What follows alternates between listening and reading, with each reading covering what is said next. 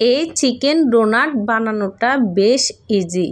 আপনারা এটা চাইলে বানিয়ে অনেক দিনের জন্য সংরক্ষণ করে রাখতে পারেন। আসসালামু আলাইকুম এভরিওয়ান, কেমন আছেন সবাই? আজকে আমি আপনাদেরকে তৈরি করে দেখাবো চিকেন ডোনাট। সেজন্য আমি একটা ব্লেন্ডার জারে নিয়ে নিচ্ছি 1 কাপ চিকেন আর 1 কাপ আলু, 1 টেবিল চামচ পুদিনা পাতা, 1 টেবিল চামচ কাঁচা মরিচ আর 3টা ব্রেডকে আমি এভাবে একটু একটু করে ছিঁড়ে ব্লেন্ডার জারের ভিতরে দিয়ে দিচ্ছি। আর এখানে লাগবে একটা ডিমকে ভেঙে দিয়ে দিব। যাই হোক, এবার আমি এখানে দিয়ে দিচ্ছি 1 টেবিল চামচ চিনি, 1 টেবিল চামচ জিরা গুঁড়ি আর 1 চা চামচ মরিচের গুঁড়া, আর এখানে স্বাদ মতো লবণ দিয়ে দিচ্ছি। আর এখানে আমি হাফ চা চামচ গরম মশলার গুঁড়া দিয়ে দিচ্ছি। এখানে 3 টেবিল চামচ কর্নফ্লাওয়ার দিয়ে দিচ্ছি। দিয়ে আমি সবগুলা একসঙ্গে ব্লেন্ডার জারে ব্লেন্ড করে নেব। এই তো আমার ব্লেন্ড করা হয়ে গেছে। যাই হোক, এখন আমি হাতে একটু তেল মেখে আমি এই মিক্সারটাকে ডোনাটের শেপে দিয়ে দিব। দেখুন আমি কিভাবে ডোনাটের শেপ করতেছি, আপনারা দেখে বুঝে নিন। আমি এই নিয়মে একে একে সবগুলা ডোনাট বানিয়ে নিব।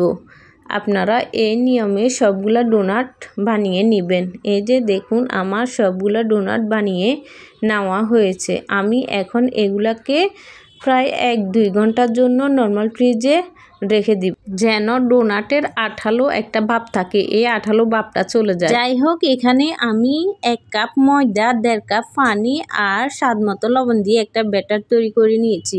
এই ভিডিওটা কোনো কারণে আমার এখান থেকে স্কিপ হয়ে গেছে, জানি না নাকি রেকর্ড হয় নাই। এখন আমি এখানে নিয়ে নিচ্ছি ব্রেড গাম। এই ব্রেড গামে কোট করে রেখে দিব। আমি আপনাদের বোঝার সুবিধার্থে আরও একটা কোট করে নিচ্ছি। এখানে প্রথমে ব্যাটারে চুবিয়ে নিচ্ছি, এবার ব্রেড গামে কোট করে নিব।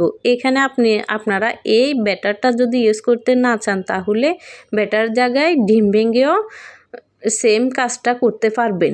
এই তো আমার সবগুলা ডোনাট কোট করা হয়ে গেছে। আমি একই প্রসেসে সবগুলা ডোনাট কোট করে নিয়েছি। এখন আমি এগুলাকে ফ্রোজেন করে রাখবো। ফ্রোজেন করার জন্য এখন আমি ডিপ ফ্রিজে শক্ত হওয়ার জন্য রেখে দিব।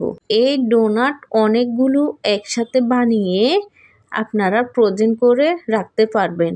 এই ডোনাটটা আমাদের বিকালের নাস্তায় এবং কি হুটহাট করে যদি মেহমান চলে আসে চটজলদি ভেজে দেওয়া যায় এবং বাচ্চাদের টিফিনেও দেওয়া যায়। যাই হোক, ডোনাটগুলো আমি ফ্রিজ থেকে বের করে নিয়েছি। এই ডোনাটগুলো আমি সারা রাত ডিপ ফ্রিজে রেখে দিয়েছি। বের করে এখন আমি একটা পলিথিন অথবা জিপলক ব্যাগে ঢুকিয়ে ডিপ ফ্রিজে আবার সংরক্ষণ করে নিব। এই যে আমি ডোনাটগুলো এখন মিডিয়াম আছে ভেজে নিচ্ছি। এখানে চুলার আঁচটা মিডিয়াম রাখবেন, জোরে ভাজলে এটা পুড়ে যাবে। মিডিয়াম আঁচে ভাজলে এর কালারটাও সুন্দর হবে, ভাজাটাও খুব সুন্দর হবে। দেখুন আমি কিভাবে উল্টাই পাল্টাই এই ডোনাটগুলো ভেজে নিচ্ছি।